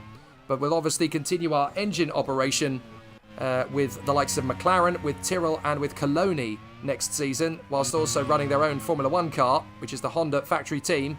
But that is a testing bed for Japanese drivers. So it's a very interesting methodology that team boss Andrew Sanson and the Honda factory effort have gone for, to sacrifice a place in the top 10, as it were, the qualified competitors, to go back down to pre-qualifying. But they want to hone their skills of the Japanese talents of the future. They want to be the academy for Japanese drivers in Formula 1. And of course, they'll still have great success, I'm sure, with the likes of McLaren, Tyrrell and Coloni next year as an engine supplier. So here are the two Lotuses. This is a good tactic, actually. Derek Warwick leads the way, but he's got his teammate Andrea De Cesaris shadowing his every move. Not only is Warwick going to help De Cesaris close up on the cars in front of him, but De Cesaris is acting as a buffer in case Prost should catch up to him. But at the moment, it's not happening. Prost is not gaining on Derek Warwick to the tune he needs to. The gap is still 12.7 seconds with 12 laps to go. So Jean Alesi in the Tyrrell going well here in third position. This will be a very solid podium finish for him after his third place at Monza. And of course it will only be, if he stays here, it will only be his fourth podium finish of the season. Alesi's had a rotten year in terms of reliability and in terms of good fortune. But here at Spain, he's got a chance to score some good points, which will put him back into title-winning contention again. Because he is only 9th in the standings at the moment, and he really needed a podium. This will put him up to 61 points compared to Riccardo Patrese on 88. Bit of a blip there for Chiva. Now, where is he on road in comparison to Schumacher? Oh, there he is. So Schumacher doesn't want to finish in last place. So Michael Schumacher is pushing hard to try and close up on Eddie Chiva and make the move. So I have a feeling that this is going to be the moment for Michael Schumacher and the Reynard team. What a superstar Schumacher is. Yes, he made the mistake earlier, and he is still learning in Formula 1, of course. But what a performance from the young German. He's making the Ligier Renault look quite solid there. But the Reynard Renault is even quicker in the hands of Michael Schumacher. Here's Heinz-Harald Frentzen trying to close up on Berger as Modena continues to hustle Ivan Capelli up the road. So are we going to see the Ferrari make the move on the Leighton House? Modena's definitely thinking about it. He's getting close. He's trying to edge Ivan Capelli into a mistake by the look of it. What great tactics from Lotus here to keep the Cesaris right on the back bumper of Derek Warwick. He won't make the overtaking move. There's no point. But De Cesaris is going to just stick there behind, close up on Michele Alboreto to move up another place, and protect Derek Warwick in the lead of the race. And Derek Warwick is looking good now with 11 laps to go. As there is Thierry Boutsen in the Williams, having a solid run, but outside the points after his earlier misdemeanor when he threw the car off the road at the chicane, in much the same way Nigel Mansell has done. So Jean Alesi in third position ahead of Ayrton Senna in the McLaren and Mika Hakkinen in the Brabham. This is going to make the title showdowns at Suzuka and Adelaide very interesting indeed. If Patrese finishes where he is now and wins the Japanese Grand Prix, he will be the world champion, I'm fairly sure. Absolutely fantastic opportunity for the Williams driver. He's bagging the points he needs to here, even though the car has been off the pace. But it's about staying in the hunt, staying in the fight. And even one win for Patrese will be enough to make him world champion if he has the points in the bag. To be fair, even if he doesn't win the points haul he's scoring, he has only failed to finish 3 times this year and had a disqualification in Monaco. Just think how far ahead he'd be if he hadn't been disqualified there. And of course, the entire Williams team was thrown out at Monaco for a technical transgression.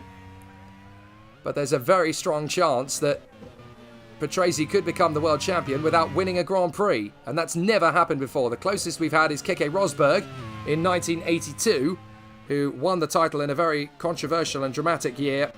Only won one race, namely the Swiss Grand Prix at Dijon in France. Work that one out. But he won that race, and having scored consistently through the season, he was able to win the Drivers' Championship. So there is Derek Warwick out in front of his teammate Andrea De Cesaris. De Cesaris is actually getting quite close to Derek. He doesn't need to get too close to him. But I think he's just trying to get as much slipstream off the Lotus as he can without making an overtaking move in order to get close to Michele Alboreto. Because, of course, Warwick is leading, and he's actually pulling away now from Prost. Prost has worked his tyres too hard by the look of it. So Alain Prost is going to have to settle for second place as Derek Warwick goes into lap 61. 9 laps to go in the Spanish Grand Prix. There is Prost out of the final turn. So he's not a million miles away from Derek Warwick. And Prost is still keeping the faith in the Brabham. But the gap is 13.1 seconds. I don't see that being easy to overhaul, even for a 3 times world champion in this situation. So Prost is doing his best, but I'm afraid to say it looks like it's game over for Alain Prost to win the Spanish Grand Prix at Jerez unless something befalls Derek Warwick. And at the moment, the Lotus team are working in unison and working in tandem up front. As Warwick closes up on Alboreto, he's giving his teammate a chance to move up as well after his earlier off So a fabulous bit of tactics and strategy. Meanwhile, Ivan Capelli and Stefano Modena are still absolutely nose to tail. I'd quite like to pick up on their battle if we can, because they are nose to tail. Let's have a look. Here they are. And Gerhard Berger is closing in as well. So Gerhard Berger is closing in the McLaren, and this is for 7th position between Capelli, Modena and Berger. This is worth 4 points in the championship, which for Leighton House is a lot, and this year for Ferrari is a lot. So Stefano Modena is giving it everything he's got to try and gain some ground back on the Leighton House team, which will not be in Formula 1 next year. They will be the Honda team, although the colour scheme will remain largely unchanged. Although I am told that the Carglass brand is going to switch from the Leighton House team to the Reynard team next season. Capelli just doesn't quite... Modena doesn't quite seem to have the pace on Capelli down the back straight to get the overtaking move. He's essentially got to wait for Capelli to make a mistake before he gets that move done. But Berger is catching both of them, so it's going to need to force the issue at some point. So that could end up getting very awkward between them. As here are the Lotus cars of Warwick and De Cesaris, with Derek Warwick leading Alain Prost by 12.9 seconds with 8 laps to go here at the Spanish Grand Prix at Jerez. The Lotus team very nervous at the moment, because obviously they've had these opportunities given to them this season and had them taken away as well. And Stefano Modena under big pressure from Gerhard Berger. The Ferrari has got the McLaren breathing down his neck. Just hasn't seemed to be able to overhaul the Leighton House Honda in front. So the battle continues, but the Ferrari just can't seem to get on terms with Ivan Capelli. And Stefano Modena is doing his best, but the car just isn't giving him what he needs from it at the moment. He's only 10 seconds up the road from Nigel Mansell in the Ferrari. And there is Patrese getting held up now by Eddie Cheever's Ligier, having caught up to Hakkinen. Oh, Patrese had caught Mika Hakkinen, but Cheever is not making it easy, and he shakes his fist at the American, who drives around the outside and blocks him further. Now this is fascinating. Patrese can't get past Cheever. He doesn't really know what the American's doing. I wonder if there's some rivalry going on there between Renault and Williams, because obviously the Renault and Williams unison was broken at the start of the year, but that has cost Patrese big time. He's lost a good 5 seconds in that little hold up there from Cheever. So Patrese's got to do all that hard work all over again. So there is your race leader, the Lotus Renault of Derek Warwick. 7 laps to go. And he continues out in the lead. 13.2 ahead of Prost. He's pulling away from the Brabham. He's not letting him get down the order. And this is the Derek Warwick we've been hoping to see. A race leader out in front, being solid and smooth and consistent, and having the car that can do the job. So this is going to be a mighty magic moment if Derek Warwick can hold on to this. So many British fans will want to see this happen, as Jean Alesi is being caught by Ayrton Senna. Now that's crucial, because Senna needs to score as many points over Patrese as humanly possible, especially after the mistake he made at Estoril and threw away the victory, at which point he would of course be leading the championship had he not made that mistake.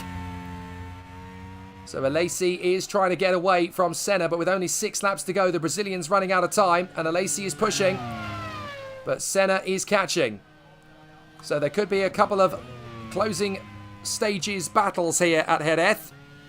The last time the Spanish Grand Prix will be run at Jerez de la Frontera for a while, because obviously next year it will go to the Jarama circuit, and again it will be just after the Portuguese Grand Prix at Estoril, which we're told the 1991 Portuguese Grand Prix is going to be the last Grand Prix at Estoril for a while. That's confirmed. It's certainly going to be the last Portuguese Grand Prix, because although it's been running quite successfully since 1985, they've had some contractual issues, and now they will be one of the circuits applying for the tender for the European Grand Prix from 1992 onwards.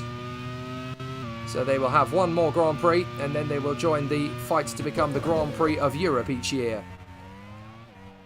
So Alain Prost, 2nd position at the moment in the Brabham, 13 seconds back.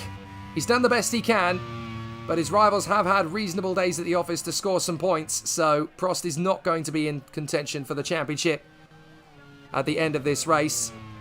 He really needed a great day for him and a bad day for his rivals, but It's been an okay day for Prost. He's made good use of the one-stop strategy in the end to get second place, but with his opponents all seemingly scoring points except for Boutsen and Piquet.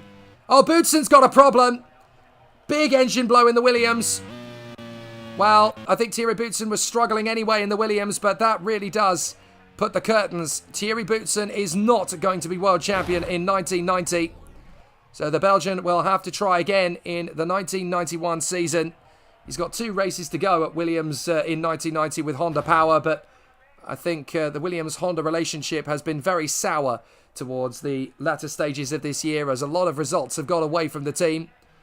And so they're looking forward to what happens when they join up with Porsche. So Boutsen is out, and that puts Mansell in the Ferrari up into 10th position. Puts him up into 11th position. But Capelli, Modena and Berger are still having a terrific battle for 7th place. So anything could still happen there between those 3 cars, especially now that Berger has caught up to the back of Stefano Modena. There's Prost. We want to look back and see that battle between Capelli, Berger and Modena. There we go. Capelli is 7th, Modena is 8th, Berger is 9th. So there is Stefano Modena in the Ferrari in 8th position, desperately trying to find a move on Capelli. Capelli got that very wrong, it has to be said. And in the slipstream, Modena's got a chance, but then Berger is not a million miles away either. So it could get very spicy in the closing stages here between these 3 cars. And here is Derek Warwick in the Lotus, closing up on Michele Alboreto to lap him. But I don't really see him doing so before the end of the race. 4 laps to go. Lotus are on the edge here of a historic victory with Renault. The last time they were... Oh, Prost getting it very wrong on the exit there. And Prost has gone off! Prost has gone off! Goodness me, Alain Prost in the Brabham pushes too hard. And that really does give the victory to Derek Warwick. And it puts Alesi and Senna on the podium. And Prost has got damage in the Brabham. Well, this has changed things a little bit. Senna is going to gain massively on Patrese in the title fight, because he's going to get a podium now in the McLaren behind Jean Alesi. If he can catch Alesi and get in a 2nd place, that will do even more damage to Patrese's lead in the championship fight. But Alesi is going to gain 2 more points as well. But Alain Prost, what a mistake from the 3 times world champion. So Prost will come into the pits, and that's going to drop him a long way down the order, actually. In fact, Prost is struggling there with the Reynard of Michael Schumacher to lap him, but Häkkinen's going to catch him rapidly. Patrese is, of course, going to move up into 5th position. But I wonder how much time Prost's going to lose here, because he might fall into the clutches of the Capelli, Modena and Berger frenzy, which is definitely going to give him a problem. He's going to struggle to score points here, as into the pits comes Alain Prost. He lets his teammate go, but Alain Prost, what a mistake. Patrese goes by. Half a minute back are Capelli, Modena, Berger and Frentzen, but he's still going to lose time replacing the front wing. So this is not going to be easy for the Brabham team. They've done it quickly, I'll give them that. But where is Capelli? Oh, they're not close enough to Prost. So Prost is going to rejoin in 6th position. So that's benefited Alesi, Senna, Häkkinen and Patrese. Oh, Schumacher's in trouble. Gearbox failure in the Reynard. What a shame for the German. It was looking so good for him, to be fair. But the Reynard pulls off. He's driven well. He has had a good race. But Schumacher will not quite get to the end of the Spanish Grand Prix. I'm fairly sure he'll still be classified as a finisher. So Reynard will still get some prize money for that to end the season on a high. But unfortunately, neither Reynard finishes the race. They gave it a good go, though. So the race is coming to an end. This is going to make a few people quite worried, though, because we're getting to the closing stages of the Grand Prix, and a few cars are now coming off the road as the circuit finally bites. But Senna is pursuing Alesi. 1.2 seconds between them as they go into the penultimate lap of the Spanish Grand Prix at Jerez de la Frontera. As Derek Warwick in the Lotus looks good for gaining his first Grand Prix victory. We've had a few debut winners across the 1990 season. We've had first wins in Formula 1 for Mika Häkkinen, for Jean Alesi, for Heinz-Harald Frentzen. And now it looks as though we're going to get a first win of the Grand Prix career for Derek Warwick in the Lotus, and it's deservedly so as well. He really has worked hard to get to this point, Derek Warwick. And the Lotus team, with their strength and commitment to the Renault team and the Renault engine deal they're going to have for next year, it looks like the right call. So Derek Warwick has just got a few laps in hand. He won't run out of fuel. He's got plenty on board. So it's just going to be a case of getting it home in the last lap. Here's Alesi versus Senna. Senna really has got a bit of a thorn in his side here in young Jean Alesi. He's produced himself to be quite the superstar in Formula 1 in 1990. 2 race victories, one of which he stole off Ayrton Senna, who had an engine blow on the final lap in Canada. If you couple that with the retirement in Estoril, Senna should be leading this championship at a canter. But we're on the last lap. Oh, Modena locks up, and that's dropped him off the back of Capelli, so Berger still has a chance to get him in the closing stages of this Grand Prix. Mansell is trying to catch up to Frentzen in the last lap and a half. But here is Derek Warwick, who pulls out of the slipstream of Michele Alboreto in the Arrows and gets through without hesitation or problem. So Derek Warwick is coming through, and the Lotus team can be very proud of his achievements. He's worked so hard this season. He has finished in every place in the points in the top 6, bar the victory, as Prost goes angry and sets the fastest lap. So he steals the bonus point off of Derek Warwick. Not that the British driver will care, because the Englishman is going to come through in the final few corners of this Spanish Grand Prix. It's a historic win it's going to be for Lotus, a historic win for Renault, their first in Formula 1 since, well, I'm trying to remember the last time Renault won a Grand Prix. It's a long time ago. And now, here comes Derek Warwick for his maiden Formula 1 Grand Prix victory. Derek Warwick wins the Spanish Grand Prix of 1990. A fabulous result in Formula 1. Excellent for Derek Warwick. What a performance. What a performance. And look, Senna had caught up to Alesi in the dying moments of the race, but he's run out of time to get him. Jean Alesi will be second. Ayrton Senna will be third. What a Spanish Grand Prix that was. And it definitely tightens things up in the title. Oh, Patrese tries to catch Häkkinen, but it's Häkkinen who gets 4th position and takes some points away from Patrese. But Patrese still leads the Drivers' Championship heading to the Japanese Grand Prix. Prost recovers to finish in 6th position. A very unhappy 3-times world champion threw away a 2nd place there, Alain Prost. And he sets the fastest lap of race again in order to show just how furious he was. But it's going to be Capelli ahead of Modena, Berger and Frentzen in the points. Further back, there wasn't any change between them in the closing stages. But Derek Warwick is a Grand Prix winner in Formula 1 at last. And it's a worthy victory. A worthy victory. Fabulous display. The title fight tightens up at the top. But for Derek Warwick and the Lotus team, it is a victory they can be proud of. What a result for the Lotus team. And a brilliant win. Derek Warwick wins the Spanish Grand Prix. Jean Alesi is second from Ayrton Senna in the McLaren. Mika Häkkinen in the Brabham ahead of Riccardo Patrese. A sombre Alain Prost fights back to 6th from Ivan Capelli, Stefano Modena, Gerhard Berger and Heinz-Harald Frentzen. Mansell can only be 11th as he and Nelson Piquet both went off in the race. Michele Alboreto and Andrea De Cesaris are next home from Eddie Cheever, Martin Brundle, and then the retirements in the closing stages, although both are classified as finishers, Michael Schumacher and Thierry Boutsen. Agudi Suzuki had a puncture, Fernandez and Martini both crashed out, Giacomelli with gearbox failure, Ratzenberger had a broken suspension, and on lap 1, we lost Nicola Larini, Mauricio Gugelmin and Alessandro Nannini to a 3-way collision. Alain Prost, the fastest lap of the race, 7/10 of a second quicker than Derek Warwick on light tyres and light fuel. But it's clear to see that Warwick really was the class of the field. Fast laps from Cheever, even though not a decent result in the end. But what a sensational battle this gives us now as we head into a title fight showdown at the Japanese Grand Prix. Derek Warwick is in the fight. Prost is well and truly out of it. So too are Piquet, Gugelmin, Nannini and Boutsen. So we now have 7 drivers, I believe, who are still in mathematical contention for the championship fight.